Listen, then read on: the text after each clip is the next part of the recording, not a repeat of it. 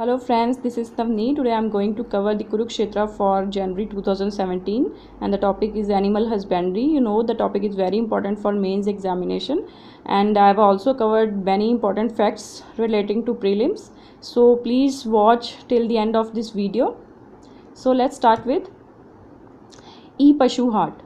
ई-पशु Haat basically एक portal है जो union agriculture and farmer welfare minister Shri Radha Mohan Singh ji ने लॉन्च किया था on the occasion of national milk day. तो इसमें बेसिकली क्या होगा कि जो फार्मर्स और ब्रीडर्स हैं वो एक दूसरे के साथ कांटेक्ट कर सकते हैं for बोविन germ plasm. बोविन germ plasm आपको पता ही है कि जो आर्टिफिशियल इंसेमिनेशन होती है उसके लिए यूज़ होता है। तो it will cover all forms of germplasm including semen, embryos and live animals with all the agencies and stakeholders in the country, and the data has been uploaded on this portal.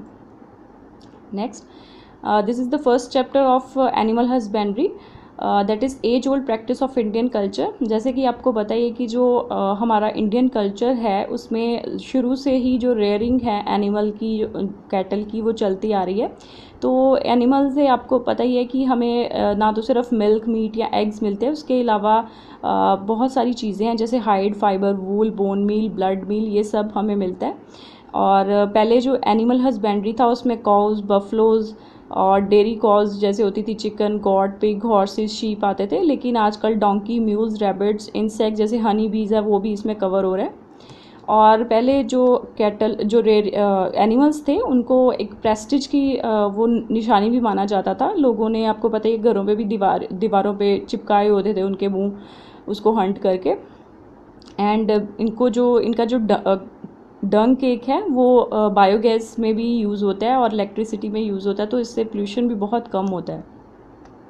ये basically live stock census है जिसमें आप clearly देख सकते हैं that the population of buffalo is maximum and ranks first, followed by goat and cattle and then sheep. Next is basically India में 3 तरह की जो हैं वो लाइव स्टॉक फार्मिंग होती हैं। एक मिक्स्ड होती है, एक माइग्रेटरी होती है एंड एक ऑर्गेनाइज्ड होती है। तो first is mixed farming. Mixed farming में बेसिकली आपने देखा होगा कि जिन लोगों के पास एग्रीकल्चरल लैंड्स होती हैं उन्होंने कुछ कैटल भी रखे होते हैं साथ में, तो वो कैटल उनको दूध देती हैं, प्रोटीन का जो भी होता है सोर्स, तो वो उनको प्रोवाइड करती हैं एंड इन रिटर्न उनको फूड एंड फॉडर जो है एंड केयर एंड शेल्टर जो भी है उनके ऑनर से मिलता है। तो ये मिक्स्ड लाइव स्टॉक फार्मिंग की एग्जांपल है। Migratory live stock farming. Migratory live stock farming basically क्या होता है कि जो नेचुरल रिसोर्सेज होते हैं जैसे पैस्चर्स एंड ग्रासलैंड्स, आपने देखा होगा कि जो कई बार जो लोग होते हैं वो अपने जो कैटल होते हैं उनको लेके जो ग्रासेस होते हैं उन पे वो करवा रहे होते हैं ग्रेजिंग वगैरह, तो वो basically migratory live stock farming में आता है। तो आप जो बेसिकली नॉमेड्स होते हैं वो माइग्रेटरी लाइव स्टॉक फार्मिंग में एंगेज्ड होते हैं, जो एक जगह से दूसरी जगह पे जाते हैं, शिफ्टिंग एग्रीकल्चर भी करते हैं, साथ में वो माइग्रेटरी लाइव स्टॉक फार्मिंग भी करते हैं। तो but due to devastation of natural grasslands and limited monsoon, this method of animal rearing is declining day by day.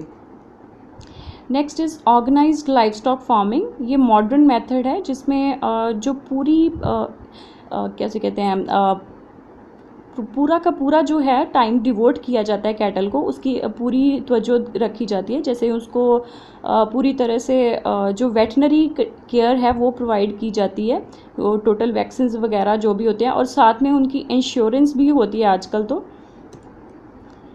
Then certain issues have been alarming as problems in Indian animal husbandry. जैसे कि मैंने आपको पहले भी बताया कि बहुत ज़्यादा एनिमल पॉपुलेशन हो गई है और बहुत ज़्यादा जो ग्रासलैंड्स नहीं हैं उनके लिए, एंड जो मॉनसून्स हैं वो भी बहुत ज़्यादा फ्लक्चुएटिंग है। तो फीड एंड फॉडर भी जो है वो डेफिशिएंट है, ब्रीडिंग भी सही से नहीं हो रही है, साइंटिफिक मैनेजमेंट की, एनिमल मैनेजमेंट की जो अवेयरनेस इतनी ज़्यादा नहीं है लोगों में, और फार्मर्स जो होते हैं या ऑनर्स जो होते हैं, एनिमल ऑनर्स, उनको क्रेडिट फैसिलिटीज़ इतनी ज़्यादा नहीं है। तो ये कुछ चैलेंजेस हैं एनिमल हस्बेंड्री में। Then to get rid of challenges, ये कुछ जो है वो व्यूज़ अपने राइटर ने दिए हुए हैं इसमें, जैसे कि कलिंग ऑफ बर्डनिंग एनिमल्स। जैसे आपको पता है कि हिमाचल प्रदेश में भी एक बार जो मंकीज़ को कल करने के लिए गवर्नमेंट ने बोल दिया था, क्योंकि वहाँ पे बहुत ज़्यादा वो पॉपुलेशन, वहाँ की जो लोकल पॉपुलेशन थी उनको तंग कर रहे थे। तो ऐसे जो स्ट्रे एनिमल्स होते हैं उनको कल भी कर सकते हैं हम लोग। देन जो एनिमल रेयरिंग कीपिंग के लिए जो लाइसेंसिंग है वो होने चाहिए, जो फार्मर्स जो या जो एनिमल ऑनर्स जो कैपेबल हों, जिनमें कैपेबिलिटी हो, वही जो है वो एनिमल कीपिंग कर सके। देन जो नेचुरल पेस्चर्स या ग्रासलैंड्स हैं उनकी रिजुविनेशन हो through proper micro irrigation, solar energy, management of grazing will surely boost up the natural resources for fodder. Then farmers जो हैं उनको स्मूथ क्रेडिट फैसिलिटीज़ देनी चाहिए इसकी ग्रोथ के लिए। एंड फिर क्रॉस ब्रीडिंग जो होती है उसकी भी एक लिमिट होनी चाहिए, because it ultimately affects the reproductive system of the cattle. So इसकी भी एक प्रॉपर लिमिट होनी चाहिए क्रॉस ब्रीडिंग की। देन जो सब्सिडी है वो प्रोवाइड करनी चाहिए जो फीड एंड फॉडर होता है उसके लिए। देन एक वेटनरी एक्सटेंसिव एजुकेशन जो है वो फार्मर्स डोर स्टेप पे होनी चाहिए। देन स्पेशल इकोनॉमिक जोन की इस्टेब्लिशमेंट होनी चाहिए, special economic zone nearly urban areas, because urban areas में जो आपको पता है लैंड की बहुत ज़्यादा वहाँ पे डेफिशिएंसी रहती है, तो कंजस्टेड होता है यूजुअली। तो वहाँ पे कुछ स्पेशल इकोनॉमिक जोन जो है एनिमल हस्बेंड्री के लिए होना चाहिए, ताकि जो लाइफ स्टॉक इंडस्ट्री है वहाँ की वो हैम्पर ना हो। और साथ में जो सेपरेट बजटरी प्रोविजंस हैं वो एनिमल हस्बेंड्री के लिए होना चाहिए, बिकॉज आपको पता है कि अभी तो जो एग्रीकल्चर सेक्टर है उसी में ही जो है एनिमल हस्बेंड्री के लिए बजट जो है वो एलोकेट किया जाता है। देन इंडिजिनस कैटल के बारे में यहाँ है कि उनकी सस्टेनेबल डेवलपमेंट कैसे की जाए, जैसे कि रेड सिंधी है। Indigenous dairy cattle are known for more heat tolerant, comparatively resistant to many diseases, low maintenance cost and higher feed conversion efficiency। जैसे कि अगर बाहर से कोई भी ब्रीड आती भी है इंडिया में तो उसमें वो एक तो क्लाइमेट को जल्दी अडॉप्ट नहीं कर पाती है, तो जो इंडिजिनस ब्रीड्स होती हैं वो बेसिकली बहुत ज़्यादा हीट रेजिस्टेंट होती हैं, तो उनकी जो है वो सस्टेनेबल डेवलपमेंट बहुत ज़रूरी है। एंड मोर इम्पॉर्टेंटली वो उनकी जो मिल्क में A2 अलील प्रेजेंट होता है, जो कि बहुत ही ज़्यादा ज़रूरी है हमारे लिए भी। Therefore it is required to improve the production capacity of our indigenous cattle in a sustainable manner. और इसमें एक और चीज़ आपको बताना चाहती हूँ, एक मिल्क प्रोडक्शन का एनालिसिस किया गया, जिसमें बताया कि जो 1950 to 51 में जितना मिल्क था उससे 11 टाइम जो है मिल्क की प्रोडक्शन जो है वो इन्हांस हुई है। 1950-51 में 17 मिलियन टन्स था और 2014-15 में it is 146 million turns.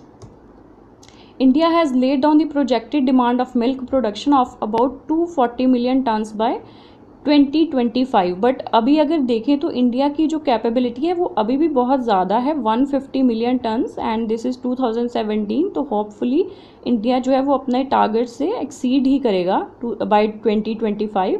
And the reason is the huge increase of milk production in the country is mostly due to the higher adoption of artificial insemination over natural service, awareness about quality male germplasm for selection of breeding bulls, balancing of ration for dairy animals and performance recording of dairy animals.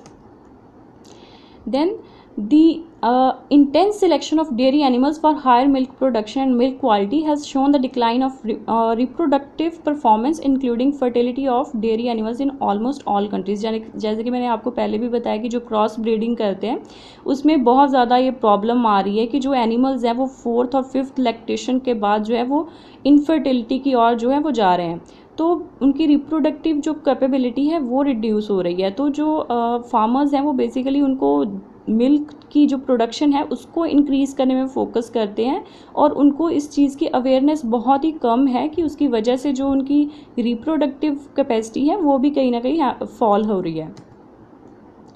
Then sustainable goal for dairy development, the time has come to take urgent measures for multiplication and development of indigenous breeds in more sustainable manner।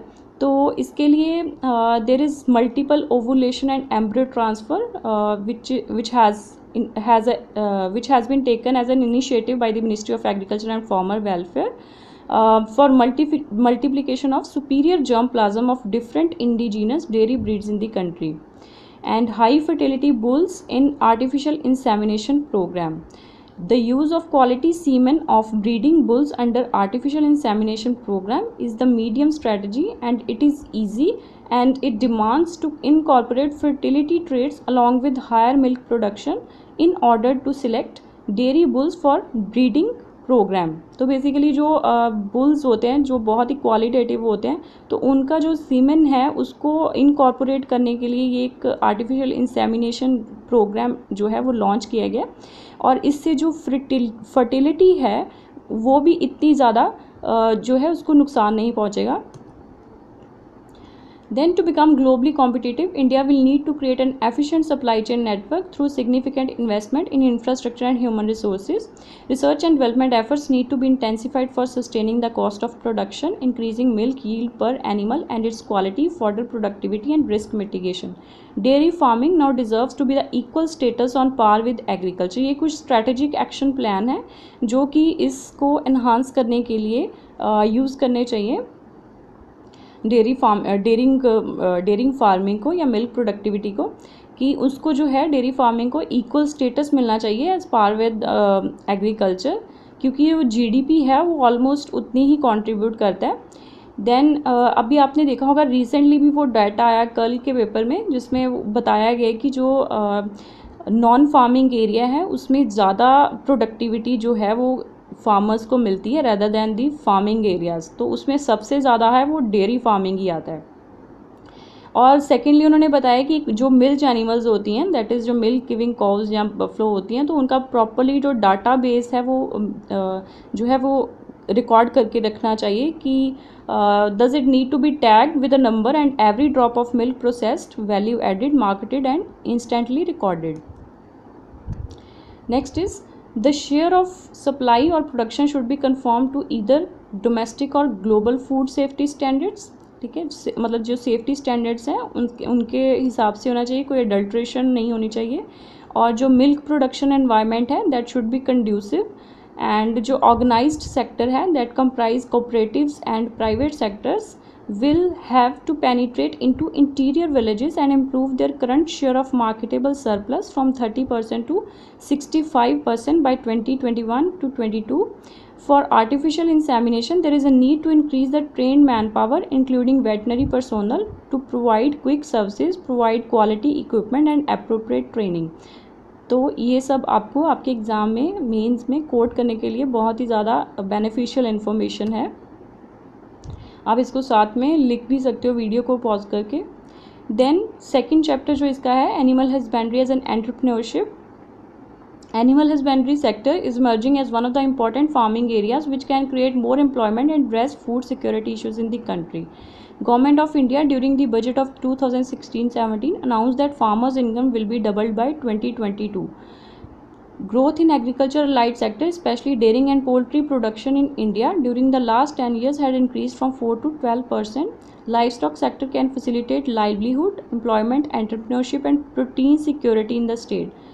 Major livestock products like milk and milk products, meat and eggs contribute around 1/6 of the calories and 1/3 of the proteins in per capita food supplies of the world. देन ये animal husbandry के बारे में ही लिखा हुआ है, आपकी knowledge के लिए है, आप एक बार इसको देख लेना, ओवर थ्रू हो जाना. और इसमें थोड़ी रीसेंट रिपोर्ट है उसके बारे में मैं आपको बता देती हूँ. That 70% of Indian cause and 60% of buffaloes have very low productivity. Average milk yield from local cow is about 3 to 3.5 liters and of buffalo is 3.96 to 5.39 liters. And देखो आप कंपेयर करके देखो कि जो क्रॉस ब्रिड काउज हैं वो एक दिन में 7.5 से भी 6 और 7.5 लीटर का दूध जो है वो देती हैं, बट जो इंडिजीनस हैं वो सिर्फ 3 से 4 लीटर का दूध ही दे रही हैं. तो scientific breeding, feeding and management practices along with quality inputs and extension sports services are required for achieving better productivity. Then in majority of livestock production enterprises, emphasis was given to production aspects like scientific breeding, feeding, management diseases. और इसमें बताया गया कि जो marketing का area है उसमें बहुत ही कम फोकस किया गया। बेसिकली जैसे चीज़ों को हम प्रोड्यूस कर रहे हैं, उसको सेल भी कर रहे हैं, लेकिन उसकी मार्केटिंग नहीं कर रहे हैं, तो वो एक तरह से वैल्यूलेस है। तो जो भी हम अगर उसकी मार्केटिंग करते हैं प्रॉपरली और ऊपर से हम उसको वैल्यू भी ऐड कर देते हैं। वैल्यू ऐड मतलब कि अगर दूध है तो उसको किसी चीज़ में कन्वर्ट करके या कर्ड में कन्वर्ट करके या चॉकलेट्स में कन्वर्ट करके या फिर उसको फैट फ्री करके जो कार्डियक पेशेंट्स होते हैं, तो ऐसे हम उसकी प्रमोशन कर सकते हैं। Then is poultry development. Poultry is one of the fastest growing segments of the agricultural sector in India today. India is now the world's third largest egg producer and fifth largest producer of broilers. Broiler production in 2016 is around 42 million tons and egg production is in 2016 is approximately 80 billion eggs, up to 5% more than last year. So, while the production of agricultural crops has been rising at a rate of 1.5 to 2% per annum, eggs and broilers have been rising at a rate of 8 to 10% per annum. The four southern states, ये आपको याद रखना है, Andhra Pradesh, Karnataka, Kerala and Tamil Nadu account for about 45% of country's egg production. India का जो egg है वो पूरी दुनिया में सबसे ज़्यादा चीपेस्ट है and it cost only 50 cents abroad. So there are some reasons why there is a rise of rural backyard poultry in India.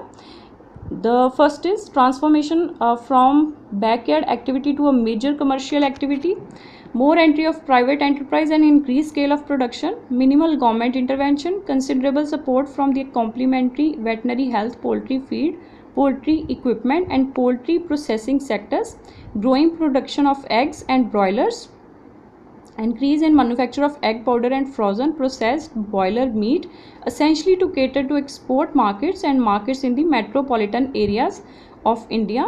At least 80% of the employment in poultry sector is generated directly, while 20% is engaged in feed, pharmaceuticals, equipment and other services required by the poultry sector. Source of cheap source of nutrition thereby healthy living. तो आपको पता है protein का source होता है बहुत ज़्यादा और चीपेस्ट भी होते हैं। तो बेसिकली आप देख सकते हो कि एक बहुत ही देखने में बहुत ही स्मॉल सा ये एक सेक्टर लगता है, बट इसकी बहुत ज़्यादा वैल्यू है।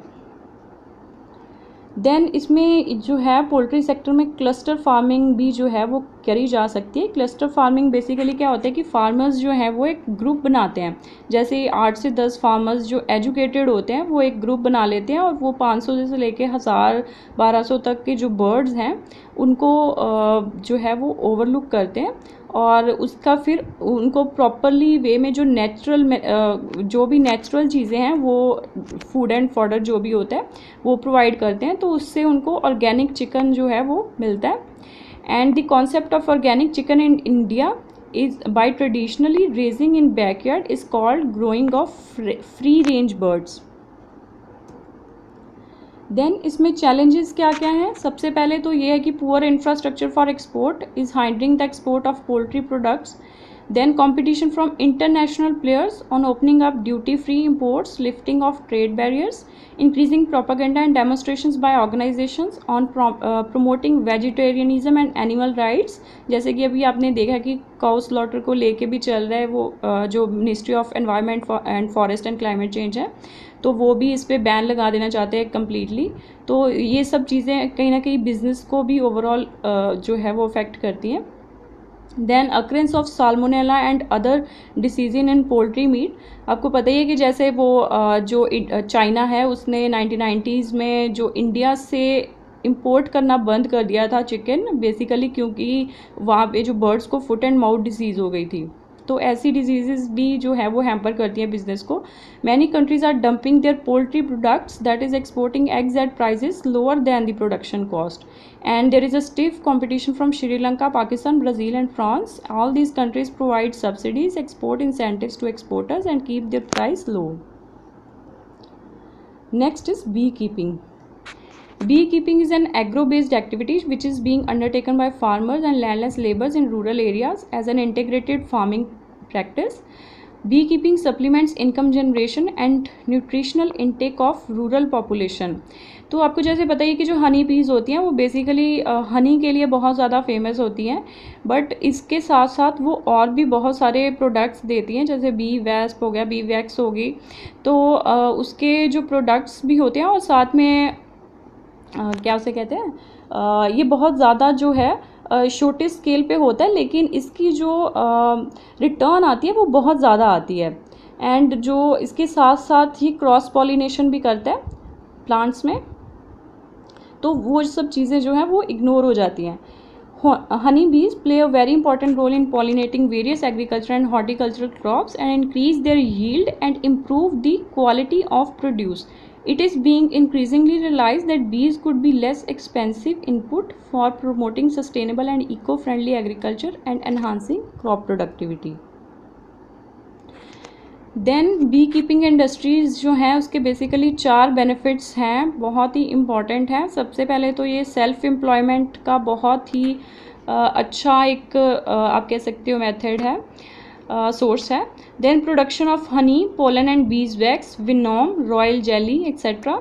Then all the bee products are used in either as food or in pharmaceutical and cosmetic industries. आपको पता ही है जैसे कॉस्मेटिक्स हर एक में हनी तो होता ही है, जैसे जो क्रीम्स वगैरह होती हैं जनरली उनमें. Then cross pollination of various agriculture and horticulture crops and improving their quality and increasing yield, जैसे कि हमने अभी डिस्कस किया है. देन बी कीपिंग यूथ्स, इसमें थोड़ा सा डाटा दिया हुआ है पुराना.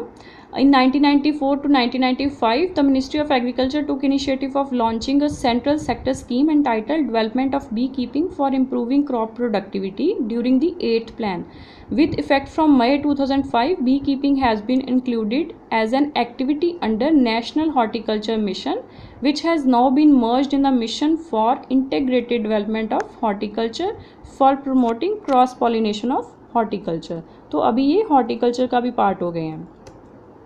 तो ये आपको याद रखना है बेसिकली कि हनी बीज जो हैं अब एनिमल हस्बेंड्री से हॉर्टिकल्चर का पार्ट है. तो at present there are about 30 lakhs bee colonies in India with estimated annual production of around 89,000 metric tons of honey. India is one of the honey exporting countries. The major markets for Indian honey are Germany, US, UK, Japan, France, Italy, Spain, etc. And India produces 2 types of honey, जिसमें apiary honey है that is of domesticated bees and squeezed honey that is of wild bees. Apis cerana and Apis mellifera are 2 types of bees which are being domesticated and kept in hives. वैसे भी APs जो rearing of honey बीज होता है उसको apiculture बोलते हैं. तो एपीज जो होती हैं स्पीशीज बेसिकली हनी बीज की होती है, तो इसको याद रखना बहुत ही ईजी है.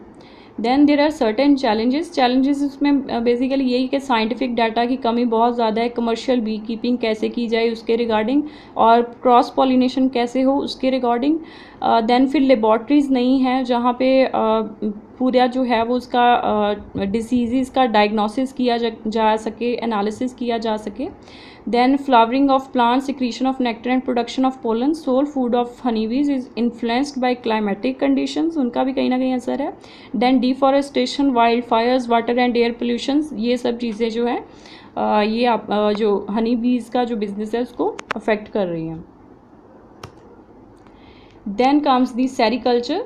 सेरीकल्चर बेसिकली आपको पता ही है कि rearing of silk is known as sericulture. Basically 5 तरह की, जो इंडिया एक इकलौता ऐसा कंट्री है जहाँ पे पूरे 5 जो टाइप्स की सिल्क हैं that is mulberry, tropical tasar, oak tasar, eri and muga वो अवेलेबल है. और जो सिल्क अदर देन मलबरी होती है उसको वान्या सिल्क भी कहते हैं. जैसे ये ग्राफ में भी आपको क्लियरली अगर विजिबल है तो ये बेसिकली मलबरी इसमें जो है वो सबसे ज़्यादा आप देख सकते हो. उसकी जो परसेंटेज है वो 72% है इन इंडिया. सबसे ज़्यादा जो है वो मलबरी की प्रोडक्शन होती है. Then while India is the second largest producer, जो फर्स्ट है दैट इज़ चाइना. एंड और भी जो हैं वो कंट्रीज़ प्रोड्यूस करती हैं, लेकिन जो चाइना और इंडिया है ये दोनों मिलके 98% ऑफ द सिल्क जो है वो प्रोड्यूस करते हैं। और इंडिया में सारी की सारी जो है वो वैरायटीज़ मिलती हैं, और इसकी जो मूगा सिल्क है उस पर इंडिया की जो है वो मोनोपोली है, वो कहीं और नहीं मिलती हैं। And almost all the Indian states except Gujarat and Rajasthan are involve in production of one or the other variety of silk. और जो major mulberry silk producing states हैं वो हैं Karnataka, Andhra Pradesh, West Bengal, Tamil Nadu and Jammu and Kashmir, which together accounts for 96% of the country's total mulberry raw silk production.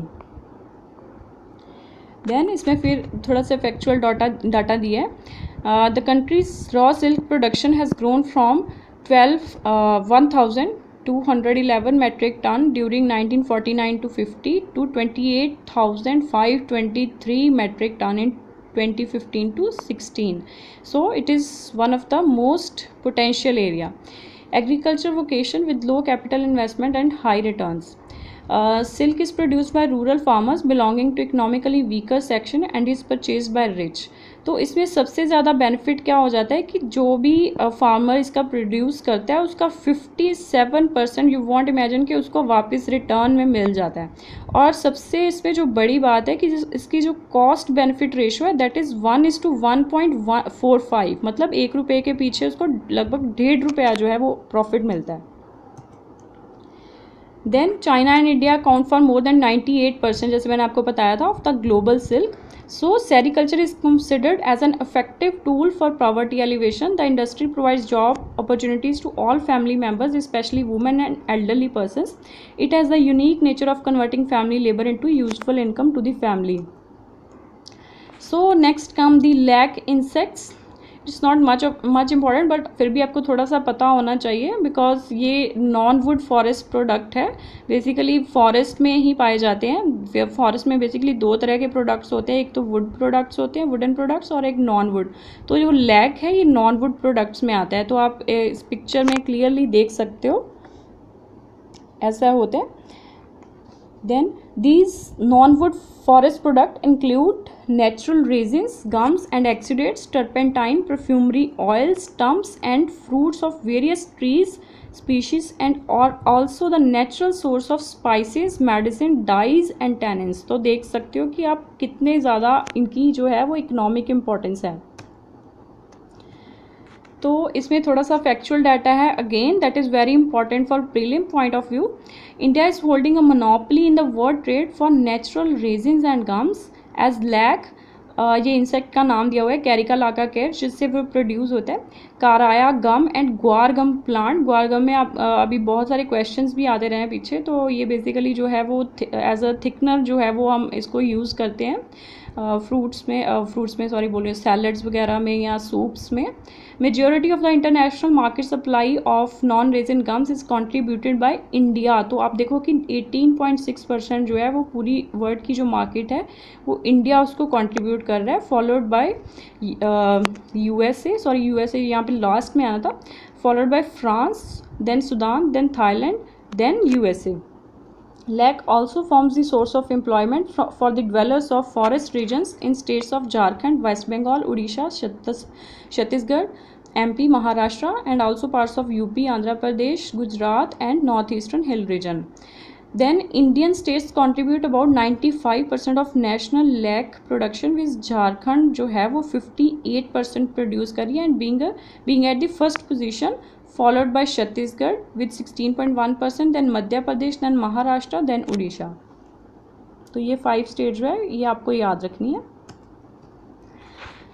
Then the word lakh has been derived from the Sanskrit word laksh, जिसका मतलब होता है 1 लाख, क्योंकि जो insect होते हैं नंबर ऑफ लैक इंसेक्ट वो resinous क्रीशन जो है वो ऐसे ही प्रोड्यूस करते हैं, कम से कम 1 lakh insects together.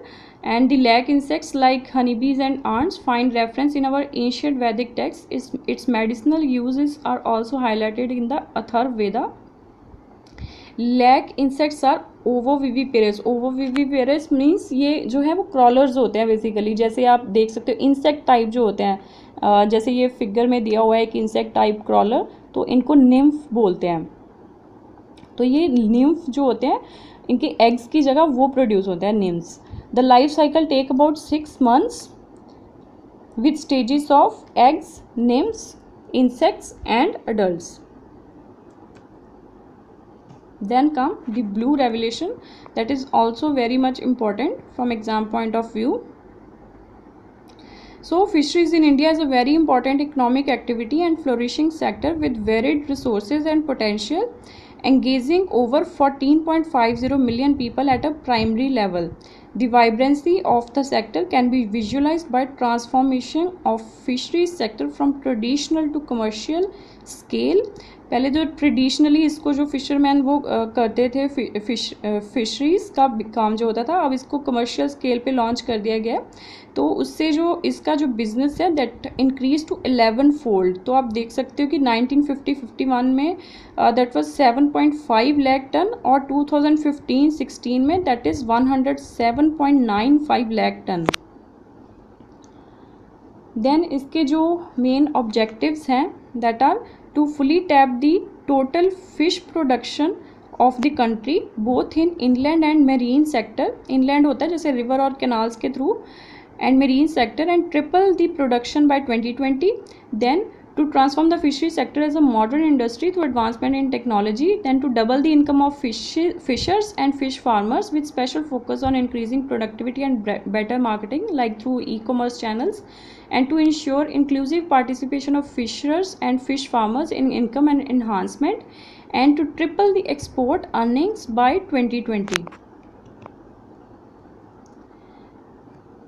Then the Ministry of Agriculture and Farmer Welfare, Development of Animal Husbandry, Dairying and Fisheries has accordingly restructured the scheme by merging all the ongoing schemes under an umbrella of Blue Revolution. The structure plan scheme on Blue Revolution, that is integrated development and management of fisheries, has been approved at a total central outlay of 3000 crore for implementation during a 5-year period, that is from 2015 to 2020 with the following components. तो ये बहुत ही important है, एक integrated जो programme है blue revolution का वो launch किया गया। तो उसके जो कंपोनेंट्स हैं that include national fisheries development board, development of inland fisheries and aquaculture, development of marine fisheries, infrastructure and post-harvest operations, strengthening of database and geographical information system of the fishery sector, then institutional arrangement for fishery sector, monitoring, control and surveillance and other need-based interventions, then national scheme for welfare of fishermen.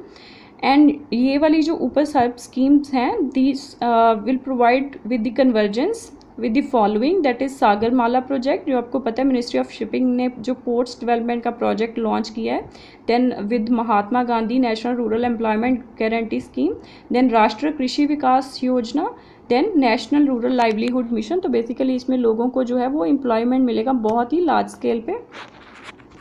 Then to ensure the health and ecological integrity, Government of India has set up a committee for the formulation of National Policy on Marine Fisheries 2016.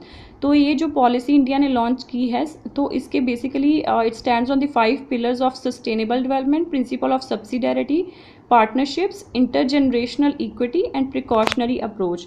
तो ये basically जो भी food security and nutrition की कोई भी problem है तो उसको ये सॉर्ट आउट करने में हेल्प करेगी। So that's all from what is in January Kurukshetra, that is animal husbandry. Hope you will certainly benefit from the video. So please don't forget to subscribe to Fateh Educom, and thank you so much. Thanks for watching the video.